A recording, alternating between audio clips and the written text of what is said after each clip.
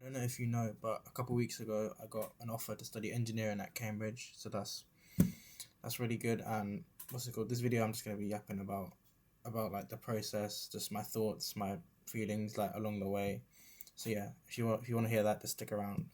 So the course that I applied for was engineering. St. Catherine's was my college that I chose, and I'll say more about it later. Like there's a funny thing about when I chose the college. Like one of my friends wanted the same college, but actually I'll get into that later. But where do I start? Okay, let's run it back to about February 2024. And this was when I was choosing, but this is when I first chose that I wanted to apply to Cambridge, because before this, I was just super clueless about uni. Like, I wasn't really sure what uni I wanted to go to, like, why. I wasn't too sure why I wanted to go to university either. But then in about February, one of my family friends, they suggested to me, they were like, oh, are you considering applying to Oxbridge? Because at this point, I literally had no idea about anything. I'd done no research about any university stuff. But then I knew that Oxbridge, I knew the name, I knew that they were like the top universities in the UK. So then I started thinking about, if I'm going to apply to university, like why not aim for the top? So then and in February, about 6 weeks, 6 to 8 weeks before my mocks, I decided I want to apply to Cambridge. But then we have this like, my school's fortunate enough to have this team of like this Oxbridge team. So I went there. I went to because there was like this club, this Oxbridge club, which people like attended to. Like, I don't really know, but because I didn't go, but because I wasn't sure I wanted to apply. But then when I was sure, I went to the women. Hang on. I went to the woman, like the head, whatever, and then I was like telling her that I wanted to apply to Cambridge for engine. Actually, no, at this point I didn't know I wanted to apply for engineering. So she sat me down and she was like, "All right, that's amazing. You want to apply to Cambridge?" And then she was like, "Okay, what course for?" And at this point in time, I was not sure what course I wanted to apply for, because my strength has always been like maths and physics, especially like those two always came more easily to me than other subjects, and I enjoyed doing them the most. But at this point, I wasn't sure between engineering, pure maths, or like physics, because they're all kind of in my strengths. So I wasn't at this point in time. I was like, which one should I do? I like them all, because I knew I didn't want to do like any of the other subjects like medicine, history. Just I knew I'd narrowed it down, but I wasn't specifically sure what I wanted to do. So she was like, okay, go away, and then come back when you know what course you want to do. So then, at this point in time, I had to do some. I did a bit of research. I was like, okay, what's if I did this? What would this entail if I did this? And then I came to the conclusion that I would enjoy doing engineering the most, because it's quite like hands on, and it's quite like practical, and that's what I enjoy. That's what I figured I would enjoy the most. So I decided to to apply for engineering, and then because this was February, my mocks were in April, right? And I didn't even know that Cambridge was early entry. Like, I thought it was just for like medicine and dentistry, those kind of courses, because I was very new to this. Like, I didn't really know like that you had to apply October, because February to October, that's not a big gap. That's like I'm not gonna count it, maybe like 8 months. Yeah, around 8 months, but that's not long. It's not long. So then I asked my form tutor, and they were like, "Yeah, your early entry grades. You're gonna have to do early entry, so that means these year 12 mocks are gonna be your actual grades." And that kind of shook me, because I was like, "Oh my god, my mocks are in like 6 weeks." But then, right, like at this point in time, I realized that these mocks are like really important. So then at this point, I kind of locked in. Every day I'd come home, and I'd do the same thing on repeat. I'd come home, I'd train, like go to the gym or run or something, eat, and then I'd study for 2 hours every day from 8 to 10, non-negotiable. I would sit down and I would just mash work, like, so I'd do my homeworks in school, like in lunch, in the free periods and stuff, and then I would do the like solid revision, and I was always like near the top of my like class, but I wasn't on all sevens yet, because for Cambridge, the requirement is 41, 42. But ideally, with when you apply, you want to apply with a bit higher. So I was aiming for 43, 44. So then these mocks, I really sweated, and I got sevens in. I got a seven in maths, seven in physics, seven in chemistry, a seven in economics, and then a seven in Japanese. But then I failed in English, unfortunately, because English is one of those things that I tried. I actually put effort into the exam. Like I genuinely like tried to do well, but it just didn't. That day it didn't work out for me. So then I spoke to my teacher and I told him that I wanted to apply to Cambridge and that I formed my prediction because I was going into these mocks. I was aware that whatever I get in my mock grade is what's going to go on my UCAS prediction because that's how they were telling it to us. So that this made me like study loads and loads for it, which is good because if you can do good in your mocks, you can do good in your final exams. But then that's not true because then he was like, okay, I understand you want to apply, and then he predicted me a 6.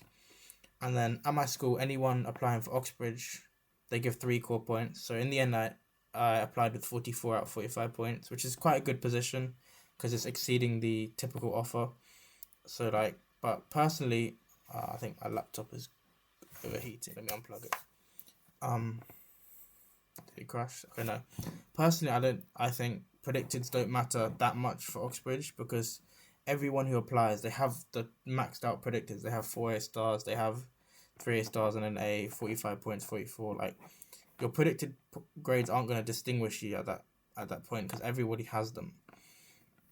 And also another thing that kind of infuriates me, but it is what it is. But like some schools, like the predicted system is kind of broken. It's kind of a game because at one of my friend's schools, like exactly where he got in his mocks, that's where he got predicted, like non-negotiable. But in my school, there's a bit of leeway. Like some grades they'll move up, but they won't move everything up. They won't. But then like another friend I have, he just like their school just asked him what predictors do you want, and then they'll put that on and they'll send it. So it is kind of broken, but that's just the game. You have to play it. But I didn't know that. Like I earned my 7s legitimately by studying for them and getting them. I didn't actually get many boosted up. I only got the English from a 4 to a 6, which I actually didn't. I didn't necessarily want the boost. I would have survived without it because I worked hard for my 7s. But then it helped me. It helped me. And then what happened? Then yes, I had my mock grades and I was like, nice, I'm chilling. What was that? Then what happened? Okay, then around this next time of the year, I was like, okay, I need to consider my other uni choices because Cambridge is only one of them, right? But throughout this process, I was quite tunnel vision on Cambridge. I didn't really imagine myself going anywhere else. But then another family friend, they suggested that Manchester was a good like engineering university, and this was near the time of the Manchester Open Day. So I went there with one of my friends, and we went up, spent the day. I was like, okay, this is a nice uni. I could see myself studying here. So from that point, after that day, Manchester became my insurance uni. Like if I didn't get Cambridge, I would like to go to Manchester. And then after that, I went to the Cambridge Open Day with one of my friends. Actually, one of my friends and his friend. And then we looked around the colleges, we looked around the engineering department, and this is where the kind of funny story comes in. Well, it's not that funny, but basically we went into the St. Catherine's College, and because we didn't really know about the collegiate system. We were just like, it's just a college. But so we went around, we looked, and then we were like, oh, what colleges do you like? And I was like, okay, I like St. Catherine's. And he was like, oh, I also like St. Catherine's. But then if we both apply to St. Catherine's for the same course, we're going to be competing against each other, and we don't want that. So I applied St. Catherine's. Like he was nice enough to give St. Catherine's to me. And even though your college doesn't really affect whether you get in or not, because they'll just pull you to a different college, we still didn't want to compete against each other. So he picked a different college, and then he picked a different college, so we didn't compete against each other.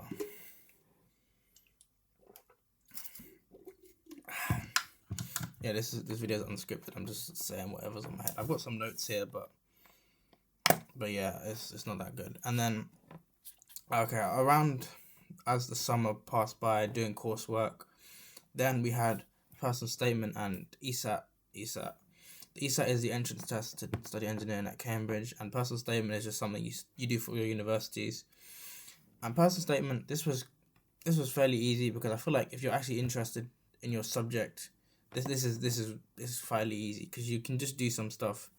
Anything in your interest you can do. You can join a competition, do like a research essay, you can read, you can build something, you can. It's quite flexible because you just in your personal, you just chuck what you're interested in, and you just say how. That's literally it. Like I didn't really do much more than that. I just said what I'd done, what I learned, why I'm interested in it, and I might make another video actually breaking down my personal statement, like the personal statement that got me into Cambridge. Even though personally I think it's the least important thing, but I can't really say it because I don't know. That's just my opinion. And then the ESAT, oh my! So the ESAT is just the ESAT. This was the first year that they introduced the ESAT, but like I was using the old like papers, the Engers. It was the old tests. So I was revising from them, and when I was doing them, I was feeling good. I was feeling super confident for this exam. I do have another video where I talk about my ESAT like experience, but I'll just sum it up here. I was revising. I was feeling good. I was like, okay, I'm gonna go in. I'm gonna smash this test. And then I went in, and the ESAT was the complete opposite of what I thought. It was genuinely like the worst, the most horrible test that you could imagine. Like I had to guess most of the questions, and after I came out, I was like, okay, Cambridge is gone, but it's okay. Like at that point, I was actually just thinking, okay, Manchester, it's gonna be nice, it's gonna be good. And then yeah, but like after the exam, you can't really control your ESAT. Like it's done. What's done is done. So then, I don't know. I was quite devastated by that because it's marked online, but you don't get your scores instantly. You get them 6 weeks after. I don't know why, because it's an electronic exam and it's multiple choice as well. So you get them marked like they probably get your results instantly. But then after that, I was just like, okay, I might not even get an interview. Cambridge is gone. I didn't give up, but I'd lost hope. I was just like, that exam was just too bad for me. But in the end, around a couple weeks later, maybe 5 weeks later, I was one of the last ones to get a Cambridge interview from my school because it's done by the college, and the college, they just do what they want. They'll send you just emails whenever. But my college, I got one of the last ones, so I thought I wasn't going to get it. But then when I got it, it was quite hype. It was quite like a relief. I was like, yes, I've got the interview and I've got a chance. I've still got a chance because the Cambridge application is quite grueling. Like it's long because you have to study for your mocks, then personal statement and ESAT, and then interview. So it's like it spans a long time because if you don't get the predicts, you can't apply, and it's long. Okay, but I did it. I finished it. And then what was I saying? Oh yeah, I got my interview and I was like, and then I did a ton of interview prep. I did so much. I was just like, boom, hopping on calls, doing questions, because interviews is quite interesting because they try and see how you think and how you respond to like pressure and that kind of stuff, but it's not really a revisable thing, but it's a practicable skill. So that's why I just practice to try and refine it and try and be as best as possible. And then a week after we found out we got the interview, I got my ESAT scores, and my ESAT scores were like, they were nowhere near as good as I wanted, but I was expecting this because the test went horribly, so I was happy I even got an interview. But my score, my average, basically there's Maths 1, Maths 2 and Physics, each module. Maths 1 I got 5.1, Maths 2 I got 5.6, and then Physics I got 3.4. And each one is out of 9, like 9 is the highest. Like it's weighted against whoever you're competing against, how they got. But then, like, this really demotivated me. This was like, okay. I was like, this is horror. This is not good because it's genuinely like the bottom because there's people getting 9s, there's people getting 8s, people getting 7s, even people getting 6s and 5s that I'm competing against. And my average was a 4.7, which puts me pretty much average, so top 50 percentile-ish. But then I just tried to not like get in my head and just focus on the interview because that's all I had left in my hands. I can't go back and change my ESAT. So I was just like, okay, whatever. Did the interview, and then Christmas holidays. I wasn't really thinking about it during the Christmas, and then January 30th is the offer day, and then like as the days are getting closer, it feels like time is passing so slowly. I was just like, when is it gonna come? And then in my head, I was trying to cope myself for rejection. I was like, if I get rejected, it's alright. Because I had a horrible ESAT. And I was like, it's not the end of the world. I have other universities. And then January 30th came. I did film my reaction. It's on my Instagram. think I have it linked. I'll put it in the link or something, but so you can go watch it. But I filmed, because I'm not gonna edit this video. I cannot be asked to do that. But I filmed my reaction. I was just so I was so shocked and relieved, and then everyone was just congratulating me at school. It was quite hype, but I was just so shocked that I got the offer, because in my head I was trying to psych myself. Out that I wouldn't get an offer, just to try and make getting rejected not feel as bad. But I did have a lot of friends that would. I did actually have 5 close friends. That all applied for engineering at Cambridge, and only one of them got it. It was the guy who I went to the open day with, and he wanted to apply at St. Catherine's, but he was kind enough to give it to me. He actually got it. I'm not gonna say his name because I don't know if he wants me to publicize it, but yeah. And I wanted all of them to get in ideally, but obviously it's a quite competitive course. Around the admission rate is 14%, which is 1 in 7. So it's not the most competitive in the world. There's American, Harvard, and Stanford, but it's fairly competitive that not everyone gets it. So I'm really grateful that I did get an offer, and that one of my other friends got an offer. But it's not the end of the world, because they're all smart guys. They're all gotta go on to top uni still, and they're hard working. It's it doesn't diminish their academics at all just because I didn't get Cambridge and I did. It doesn't mean anything, because I still think really highly of them. But it would have been nice if they got in as well.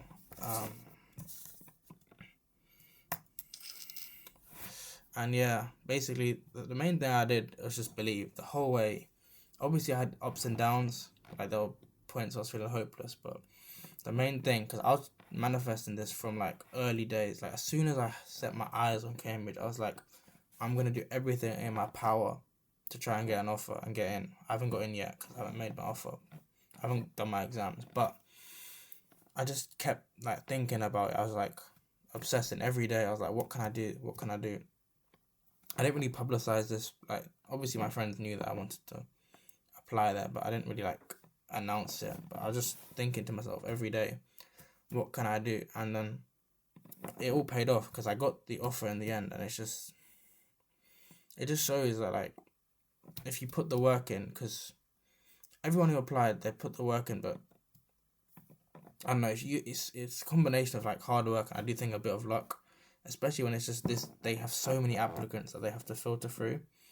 I'm really grateful that I did get the offer. I'm not trying to say oh, I'm better than those that didn't, because I don't think that's true. I just think I'm just happy that I actually got it.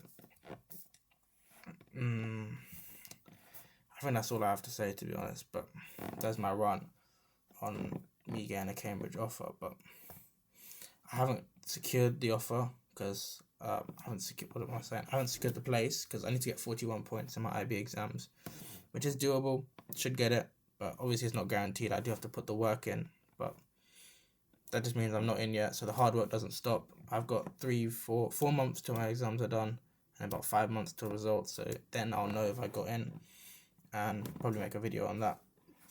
And one more thing, if you did watch to the end, it means you're probably interested in applying to Cambridge, or you just listening to me talk. But if you are interested, or applying to Cambridge for engineering, maths, or physics, just those subjects, because I don't think I can help with any other subjects. I'm looking for if you're interested in getting in for next year, so 2026 you would go in, because I'm going in 2025. So if you look next year, I do have this Calendly link I'll put it in the description as well, but if it's not there, it'll be it's just in my description of my account. So click there, and there's a link, and then you can put a little message for me, and I'll get into contact with you, and we can probably, and I just want to help somebody else who's for either engineering, maths, or physics. But yeah, don't hesitate, because I do want to help people, guide you, because I've done the process.